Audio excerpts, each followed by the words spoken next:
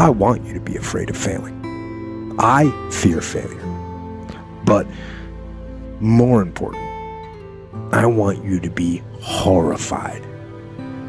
I want you to be terrified of sitting on your ass and doing nothing. That is what I want you to be afraid of waking up in 6 days or 6 weeks or 6 years or 60 years and being no closer to your goal. You've made no progress. That is the horror. That is the nightmare. That is what you need to be truly afraid of. There is so much power in failure because you learn so much from it. Right now, you had the ability to never have that debate inside your head. That's the debate you can never win. You can go back and forth, but there's no verdict. The jury's always going to be in a jury room. It's never going to come back saying, you did okay. What you will do is you will bury that deep inside. You won't tell anyone that you could have been this. You will be second best to your true potential. And you'll live your life fine. But then one of your friends is going to succeed in some endeavor. And you're going to hate him for it. Because his success is a spotlight shining down on your missed opportunity. Your energy is going to go to the negative, and everything is going to be negative because that's where your focus is. That's where your energy is flowing. Where your focus goes, your energy flows. You don't have to worry about the winds that will most certainly blow around you, the obstacles, the negativity that will stand in your way. You don't have to worry about what other people will say. You just have to keep your mind on your course.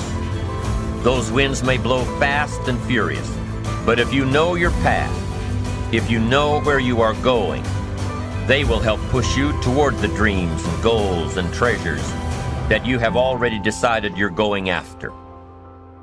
You have no time to let fear, doubt, failure, quit, negative thoughts, or give up enter into your mental.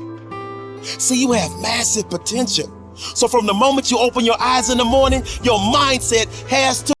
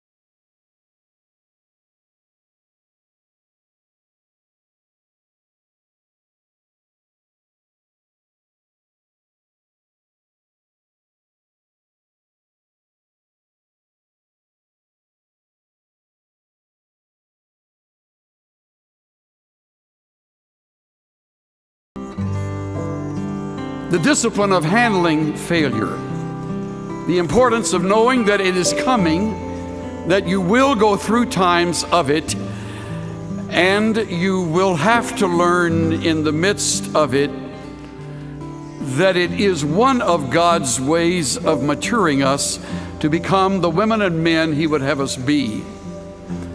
The statement I begin with that I resisted years ago and now embrace: it is doubtful God can use anyone greatly until He has hurt him deeply. You fear failure.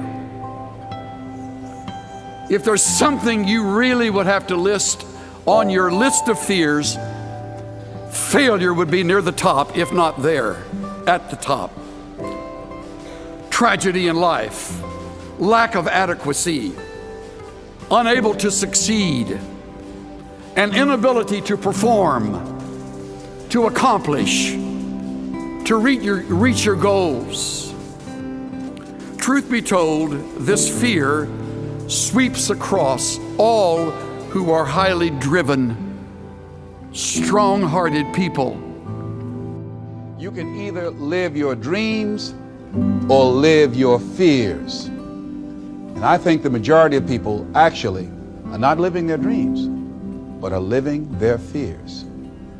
What are the things that you fear that's been keeping you from living your dream? That's been keeping you from doing some things that you would like to do? Just think about those things.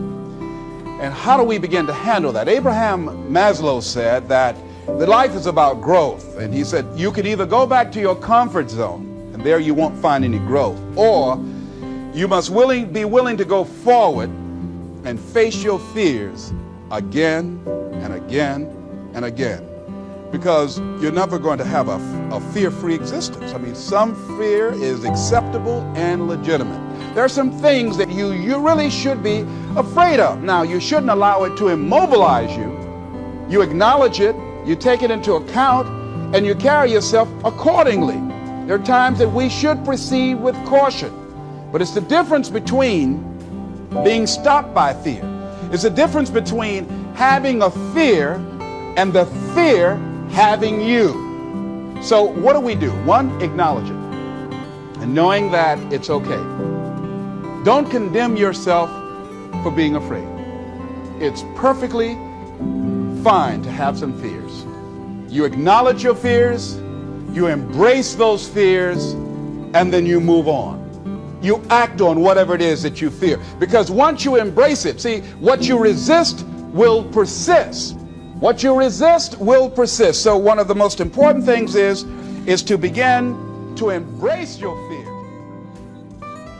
Discipline is like a set of magic keys that unlocks all the doors of wealth, happiness, sophistication, culture, high self-esteem, pride, joy, accomplishment, satisfaction, and success.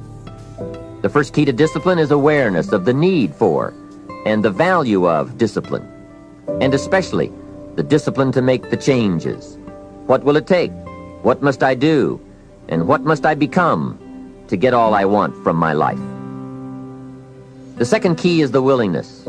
More than that, the eagerness to maintain your new discipline deliberately, wisely, consistently. And the third key to discipline is the commitment to master the circumstances of your daily life, to see and harness the opportunities to make something of the sun and the rain, the good as well as what comes in the guise of misfortune.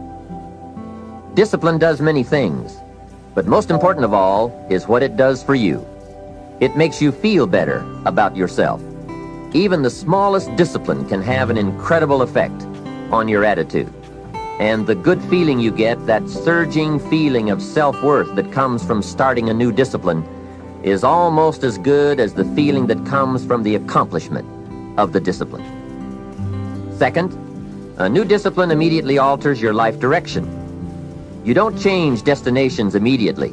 That is yet to come. But you can change direction immediately. And direction is very important. Third, discipline cooperates with nature. Everything strives. It is a common life function. How tall will a tree grow? As tall as it can. Everything strives to become all it can possibly be. And that striving to become is what discipline is all about. Disciplining ourselves to fulfill our natural potential to become all that we can be. And finally, discipline attracts opportunity. Opportunity is always looking for ambition and skill in action. Discipline taps the unlimited power of commitment. The human will in action, driven by inspiration, enticed by desire, tempered by reason, guided by intelligence, can bring you to that high and lofty place called the good life. Discipline, those unique steps of intelligent thought and activity that put a lid on temper and a faucet on courtesy, that develop positive and control negative, that encourage success and deter failure, that design lifestyle and control frustration, that enhance health and curb sickness, that promote happiness and manage sadness. Discipline, the start and the continuing process that brings all good things. And remember, anyone can start the process. It's not if I could, I would. It's if I would, I could. If I will, I can. So start the new process. You can begin a new habit no matter how small it is. Small isn't important. Whether or not you start and whether or not you continue are all that is important.